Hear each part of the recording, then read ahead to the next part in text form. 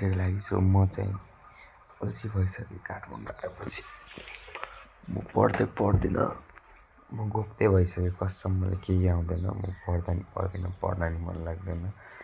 आयो स्कुलबाट होमवर्क गऱ्यो सुत्यो बस्यो यस्तो भइरहेको छु अब कहिलेबाट पढ्छु भन्छु पढ्नै मन लाग्दैन म मरिसकेँ भित्रभित्रै म किन पढ्न सकिरहेको छैन भने जस्तो भइसक्यो म 8को जस्तो जोस चाहिएको मलाई पढ्नमा अब त्यो पनि केही छैन बिस्तारै बिस्तारै पढ्छु है कम ब्याक भन्यो खोइ कम ब्याक त भइहाल्यो अब हाम्रो युनिट टेस्ट छ अर्को हप्ताको सन्डेबाट अनि त्यसपछि अर्को भनेको के भने वेलकम प्रोग्राम 20 गते छ